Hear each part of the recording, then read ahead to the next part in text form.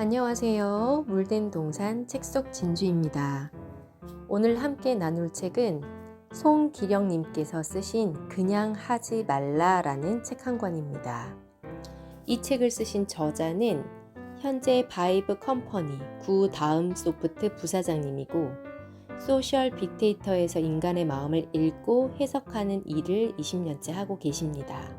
인공지능 분석가이기도 하고요. 이 책 속에서 진주를 발견해보는 시간을 함께 하겠습니다. 1장 기시감, 당겨진 미래. 욕망의 상호작용을 바라보며 서로에 대한 오해와 억측이 얼마나 많은 갈등을 만들어내는지 보았다. 개인들의 욕망의 합이 곧 미래에 벌어질 일들의 인풋임을 알았습니다. 기록스타그램이라는 해시태그로 인증하는 행위가 꾸준함을 지켜주는 가장 강력한 동기부여가 됩니다. 끈끈함이 단순히 화합을 넘어 의무처럼 강요되었던 기존 시스템이 코로나를 계기로 흔들리고 있습니다. 커피의 시간대별 맥락을 살펴보자면 아침 9시의 커피는 잠을 깨우는 각성의 커피, 오후 1시의 커피는 사회 이론으로 잘 버티고 있음을 확인하는 위안의 커피, 오후 4시의 커피는 회사 생활의 고단함을 달래는 해유소의 커피였습니다. 자신의 생산성과 사회적 기능을 유지하기 위한 일상의 혁신을 계속해 나가야 합니다. 한국 사람들은 첨단 기술을 몹시 좋아하고 빠르게 습득합니다. 최근에는 정수기 필터를 스스로 교체하는 셀프 렌털 서비스가 생겨났습니다. 예전에는 정수기 회사 직원이 와서 관리했는데 그러다 보니 방문 일정 맞추기도 어렵고 외부인을 집에 들이는 찜찜함도 컸습니다. 무엇보다 방문할 때마다 자꾸 신상품을 권유하는 바람에 난감했는데 필터를 잉크 카트리지처럼 손쉽게 교체할 수 있게 되어 이 모든 거북함에서 벗어났다는 안도의 글들이 올라옵니다. 특히 전화 통화를 꺼리는 현상은 밀레니얼의 특성으로까지 부각될 정도입니다. 그런데 이것은 특정 세대만의 특징은 아닙니다. 배달앱이 더 좋은 이유를 들여다보니 전화하기 싫다는 데이터가 나왔습니다. 젊은 직원들이 가장 싫어하는 커뮤니케이션 형태가 토요일에 상사가 전화하는 거라고 합니다. 기억해야 할 변화의 상수 3가지. 당신은 혼자 삽니다. 당신은 오래 삽니다. 당신 없이도 사람들은 잘 삽니다. 각자 다른 영역에서 깊은 사고를 하는 독립적 인간들이 모여서 함께 고민하는 작업이 가장 소중합니다. 그러니 교류해야 합니다. 그러려면 공부해야 하고요. 성취란 목표가 아니라 과정에서 얻어지는 훈장임을 기억하면 좋겠습니다. 무조건 열심히만 하는 게 답은 아니라는 것입니다. 잘못된 방향으로 열심히 하면 소진됩니다. 방향이 먼저입니다. 그냥 해보고 나서 생각하지 말고 일단 하고 나서 검증하지 말고 생각을 먼저 하세요. Just do it이 아니라 think first가 되어야 합니다. 2장 변화, 가치관의 액상화. 이자 소득이 2천만 원만 넘어가면 종합소득세가 붙는 바람에 이자로 1억을 벌어도 세금 떼고 나면 한 달에 500만 원도 못 가져갑니다. 그것도 100억이 은행에 있을 때의 얘기니 이자 소득만 먹고 사는 시나리오는 이제 통하지 않습니다. 디지털 디바이스의 역할이 커지면서 이제는 내가 가는 곳이 사무실이 될 테니 특정 공간에 대한 귀속감이 예전만큼 필수적이지는 않을 수 있습니다. 관습은 삶을 안정적으로 이어주는 노하우이자 버릇이어서 그것을 깨려면 사고의 체계를 바꾸어야 합니다. 쉽지 않죠. 변화는 중립적이어서 그 자체가 좋거나 나쁜 것은 아닙니다.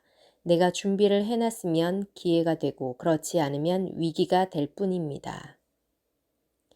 3장 적응, 생각의 현행화.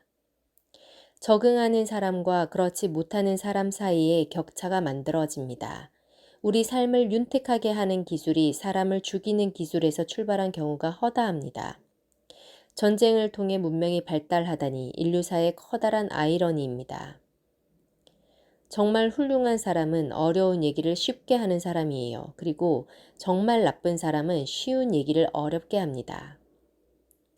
공동체의 운명을 결정할 수준의 의사결정이 필요하다면 자신이 아는 것을 좀 더 쉽게 설명해서 전체의 합의가 가능하도록 해야 합니다. 이성적 판단이 가능하려면 측정이 중요합니다. 피터 드러커는 일찍이 측정할 수 없으면 개선할 수 없다라는 금과 옥조를 전해 주었습니다. 문제가 무엇인지를 정확히 알아야 고칠 수 있는 것이죠. 모든 것이 나우 데이터로 기록되는 시대임을 잊지 마세요. 투명성의 가장 큰 이슈는 단계별 충실함입니다. 지금까지는 끝이 좋으면 좋은 거였는데 이제는 모든 단계가 좋아야 해요. 과정이 중요해집니다. 4장, 성장, 삶의 주도권을 꿈꾸다. 과거의 한국인들처럼 왜 내가 지금의 힘듦만 감내해야 하는지에 대한 합의가 예전 같지 않은 것입니다. 이제는 일상의 행복을 충족해야 합니다. 롱텀의 행복보다는 오늘 하루 잘 살면 행복 아닌가 하는 숏텀의 행복으로 바뀌고 있습니다. 임상심리 전공 교수님들이 말하시기를 사람을 한순간에 기분 나쁘게 하는 질문이 행복하세요? 라고 합니다. 그만큼 한국인이 행복하지 않은 건 분명한 듯 합니다. 연소득 7만 달러 이상이 되면 행복감의 차이가 적다고 합니다. 돈으로 행복을 살 수는 없지만 7만 달러가 있으면 불행에서 벗어날 수는 있을지도 모릅니다. 2015년생의 기대 수명은 140세도 될 수 있다고 합니다. 반면 기업의 평균 수명은 줄고 있죠. 하나의 직장이 내 삶을 커버하지 못한다면 그 다음 환경과 상태에 맞는 새로운 형질을 어떻게 만들 것인가를 고민해야 합니다.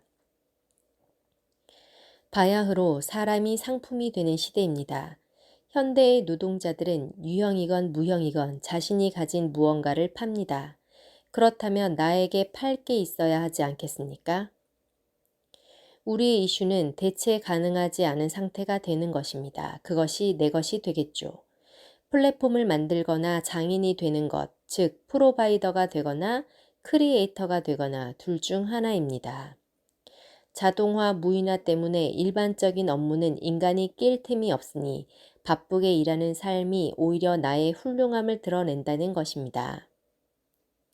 스티브 잡스 왈, 훌륭한 이들은 스스로 관리하지 남의 관리를 필요로 하지 않는다는 것이죠. 뭘 해야 하는지 아는 순간 어떻게 해야 할지 스스로 알아내기 때문에 관리할 필요가 없습니다. 비전만 있으면 됩니다. 리더십은 그것을 찾는 작업이고요. 당신의 모든 것이 메시지다. 이제는 내가 했던 일들을 모두 기록해야 합니다. 지금은 지원자들이 아예 SNS 계정을 이력서에 적습니다. 신뢰를 획득하는 새로운 방법이죠. 이제는 내 일상을 담은 인생의 포트폴리오를 만들어서 전달하기 시작했습니다. 거꾸로 브랜드는 지금부터 의미를 팔게 될 것입니다. 나이키는 신발을 파는 게 아니라 비전과 이상을 팝니다. 착한 브랜드가 아니라 자랑스러운 브랜드를 만들어야 합니다. 콘텐츠가 메시지가 됩니다. 이제는 스스로의 흔적을 남기고 성장의 기록을 체록하는 것이 나의 프로파일이 될 것입니다. 일종의 사회적, 문화적 자본인 거죠. 네, 이상이었습니다. 이 책을 통해서 우리의 모든 것이 메시지라는 것, 그리고 누구에게나 세계 최고가 될 수 있는 일이 있고 그걸 찾아서 개발시켜 나가는 우리 독자, 청자들이 되셨으면 좋겠습니다.